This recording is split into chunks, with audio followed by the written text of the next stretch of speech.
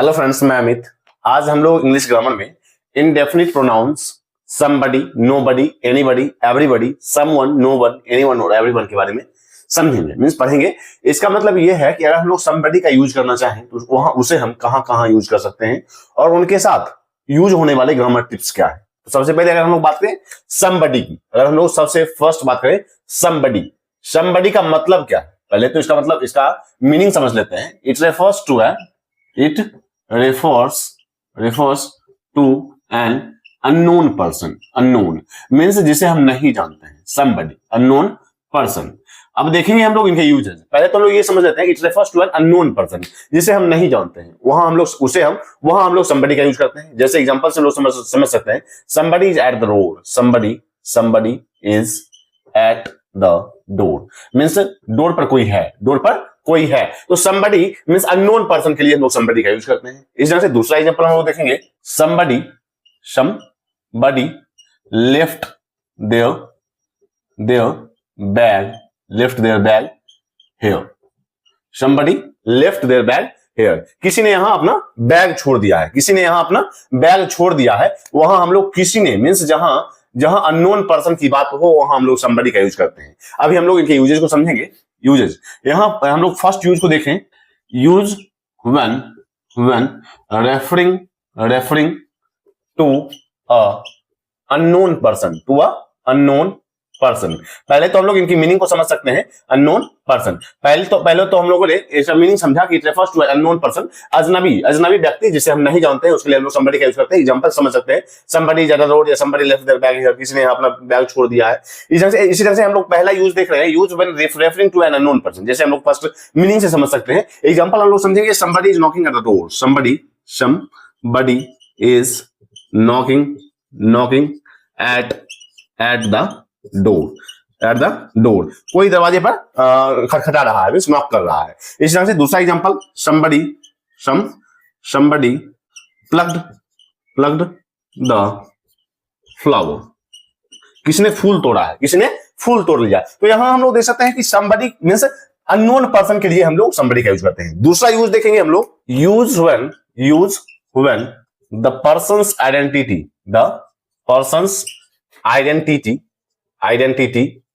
is not important, जहां person का पहचान इंपॉर्टेंट ना हो, महत्वपूर्ण ना हो। जैसे हम लोग एग्जांपल से समझेंगे, we need somebody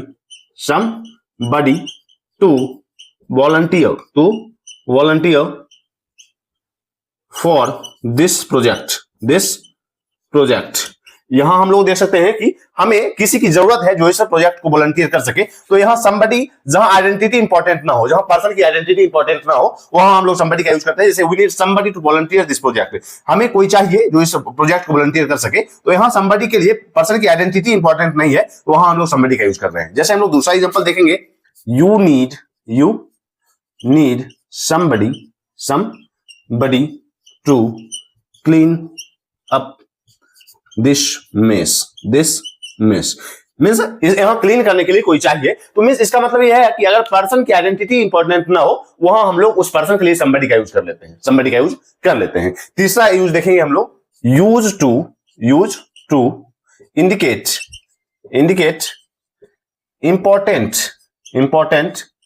or influential person means इसका मतलब यह है कि अगर प्रभावशाली व्यक्ति के बारे में बताना हो तो वहां हम लोग somebody का यूज कर लेते हैं। जैसे एग्जांपल से हम लोग समझेंगे, एग्जांपल से क्लियर होगा कि he thinks, वह सोचता है, he is somebody in the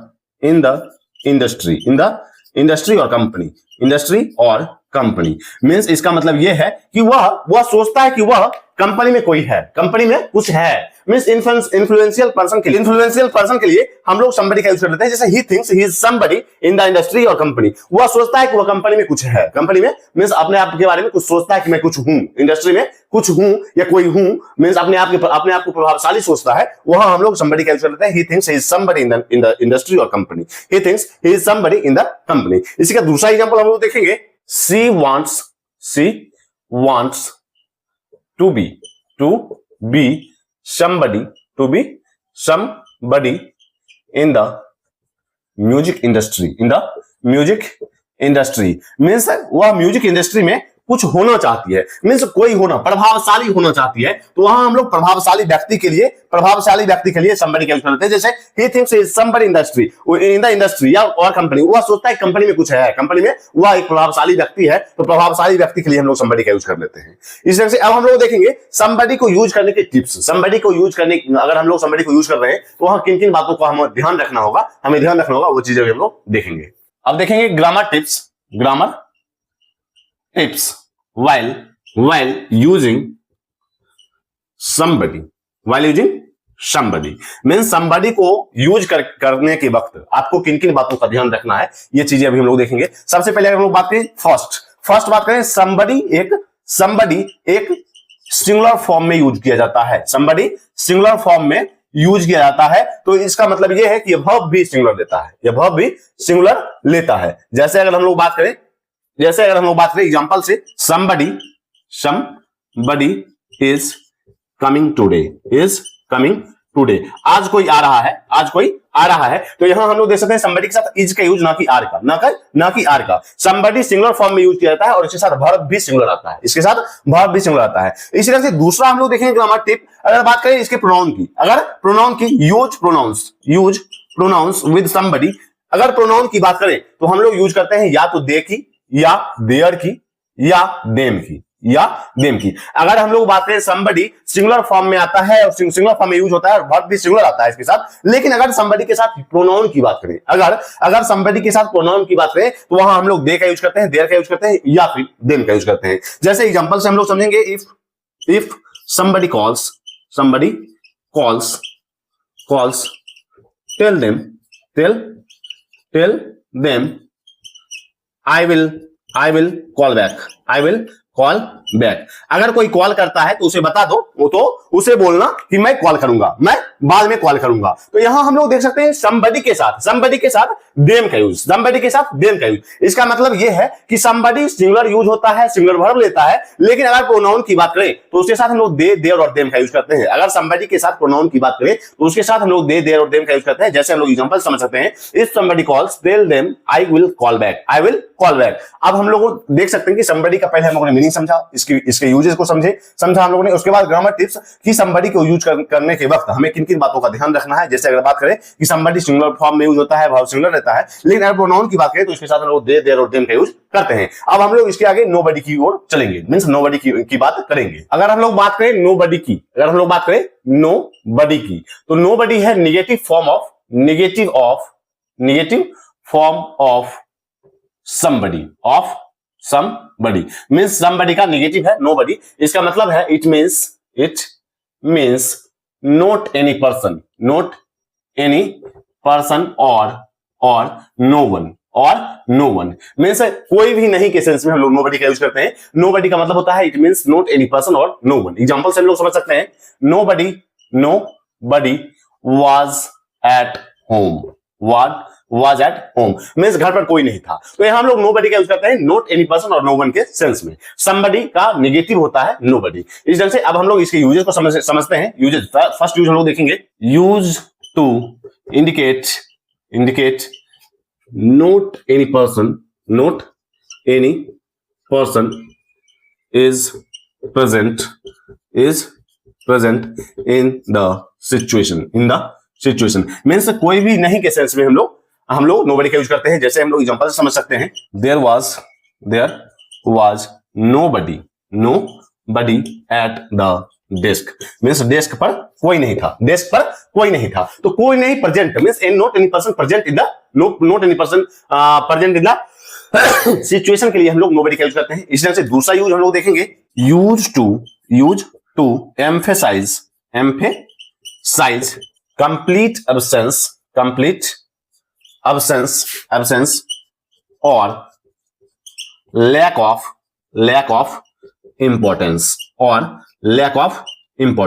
इसका मतलब यह है, या तो हम लोग देखेंगे जहां कोई महत्वपूर्ण ना हो, जहां कंप्लीट एब्सेंस की बात करें, मींस पूरी तरह से अनुपस्थिति की बात करें, या फिर लैक ऑफ इंपॉर्टेंस की बात करें, तो वहां हम लोग नोबडी का यूज करते हैं। जैसे हम लोग एग्जांपल से समझेंगे, he is nobody, he is nobody in the company, वह कंपनी में कोई नहीं है, मींस वह कंपनी में कुछ नहीं है, उसके महत्व की, उसके महत्वपूर्णता, मींस उसकी महत्ता कोई लैक, उसकी कोई महत्ता ही नहीं है उस कंपनी में, वहां हम लोग नोबडी का यूज करते हैं। जैसे he is nobody in the company, इसका मतलब यह है कंप्लीट एब्सेंस और लैक ऑफ इंपॉर्टेंस, इसका मतलब यह है he is nobody in the company, इसका मतलब यह है कि कंपनी में उसकी जो महत्ता है वह कुछ नहीं है, उसकी जो इंपॉर्टेंस है वह कुछ नहीं है। जैसे हम लोग he is nobody in the company, या फिर दूसरा एग्जांपल हम लोग देखेंगे, she felt like nobody was listening to her concerns, means उसके विचारों को कोई नहीं सुन रहा था, उसको लगा कि कोई उसे नहीं सुन रहा है, मींस कंप्लीट एब्सेंस की बात कर सकते हैं हम लोग नोबडी से, लैक ऑफ इंपॉर्टेंस की बात कर सकते हैं नोबडी से। जैसे is nobody in this company, इस कंपनी में इसकी महत्ता, इसका इंपॉर्टेंस बिल्कुल भी नहीं है, तो वहां हम लोग नोबडी का यूज करते हैं। अब हम लोग देखेंगे नोबडी को यूज करते वक्त कुछ ग्रामर टिप्स जिन्हें हमें ध्यान रखना होता है। ग्रामर टिप्स की बात करें तो हम लोग देखेंगे कि नोबडी सिंगुलर फॉर्म में यूज होता है, नोबडी सिंगुलर फॉर्म में यूज होता है, और सिंगुलर वर्ब लेता है, और सिंगुलर वर्ब का यूज होता है इसके साथ, सिंगुलर वर्ब। जैसे हम लोग एग्जांपल से समझेंगे, nobody was ready for this surprise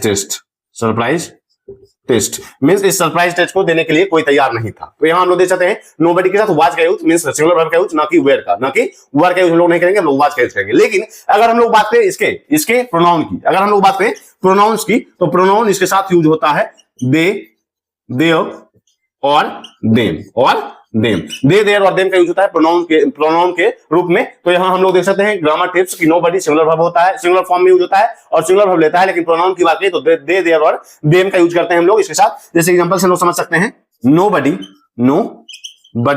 left their bag here, किसी ने अपना यहां बैग नहीं छोड़ा है। तो यहां हम लोग देख सकते हैं नोबडी के साथ देयर का यूज, मींस नोबडी के साथ प्रोनाउन की बात करें तो दे, देयर और देम का यूज होता है, जबकि नोबडी सिंगुलर फॉर्म में यूज होता है और सिंगुलर वर्ब लेता है। नोबडी को यूज करते वक्त अगर तीसरे बातों की ध्यान रखें तो नोबडी अपने आप में एक निगेटिव वर्ड है, इसके साथ अनदर निगेटिव वर्ड्स का यूज हम लोग नहीं करेंगे। जैसे अगर वो बात करें, नोबडी डिडंट केम, तो यहां ये सेंटेंस गलत होगा, जबकि डिडंट कम ये सेंटेंस गलत होगा। यहां इसका यूज करेंगे हम लोग, अगर इसी ढंग का यूज करना चाहें हम लोग नोबडी केम का यूज करेंगे, नोबडी केम का यूज करेंगे, नोबडी डिडंट कम का यूज नहीं करेंगे। नोबडी अपने आप में एक नेगेटिव वर्ड है, इसके साथ हम लोग अनदर नेगेटिव वर्ड का यूज नहीं करेंगे। इसके आगे हम लोग एनीबडी के यूज को देखेंगे। अगर हम लोग बात करें तीसरे वर्ड एनीबडी की, anybody it refers to any person, refers to any person, means कोई भी, एनी पर्सन। जैसे हम लोग बात करें एग्जांपल से, is anybody there, is anybody there, क्या कोई वहां है, इज एनीबडी देयर। या फिर हम लोग देखेंगे, is anybody there, anybody can learn English with practice, means practice से कोई भी इंग्लिश सीख सकता है, अभ्यास से कोई भी इंग्लिश सीख सकता है। तो यहां हम लोग इसमें it refers to any person, अब हम लोग इसके यूजेस को समझेंगे। Use in question while asking about presence of a person, जैसे हम लोग एग्जांपल से समझेंगे, is anybody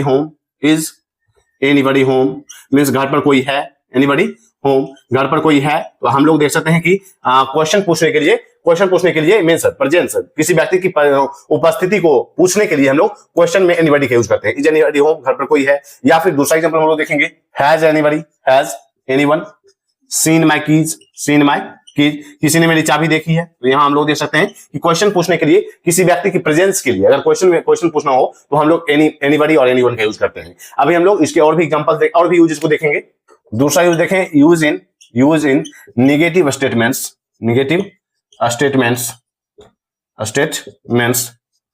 to emphasize that no person is involved. तो यहां हम लोग देख सकते हैं कि कोई व्यक्ति इन्वॉल्व नहीं है। इसे बताने के लिए हम निगेटिव स्टेटमेंट्स में इन्हें यूज करते हैं। जैसे हम लोग बात करें, आई डोंट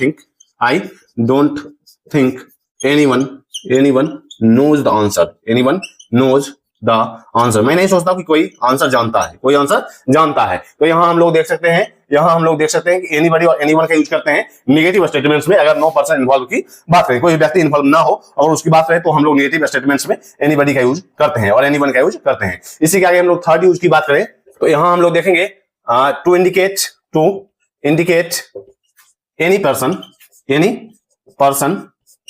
विदाउट एक्सेप्शन। जैसे हम लोग एग्जांपल से समझेंगे कि बिना किसी अपवाद के सबको, अगर किसी व्यक्ति को इंक्लूड करना हो तो वहां हम लोग एनीबॉडी का यूज करते हैं। जैसे एनीबॉडी या anybody can solve this problem means अगर किसी भी व्यक्ति को अगर बिना किसी एक्सेप्शन के, बिना कोई किसी रुकावट के अगर हम लोग इंक्लूड करना चाहें तो वहां हम लोग एनीबॉडी का यूज कर लेते हैं। अब हम लोग ग्रामर टिप्स की बात करेंगे। अगर हम लोग एनीबॉडी का यूज कर रहे हैं, वहां ग्रामर टिप्स मीन्स वहां हमें क्या क्या ध्यान रखनी है। तो एनीबॉडी अपने आप में सिंगुलर होगा, इसके साथ सिंगुलर वर्ब का यूज करेंगे। और देखेंगे हम लोग, अगर हम लोग देखें सिंगुलर फॉर्म एनीबॉडी के लिए हम लोग ग्रामर टिप्स की बात करें तो सिंगुलर फॉर्म में होगा और इसके साथ हम लोग सिंगुलर वर्ब का यूज करेंगे और इसके साथ हम लोग सिंगुलर वर्ब्स की बात करेंगे। जैसे एग्जांपल हम लोग समझेंगे, एनीबॉडी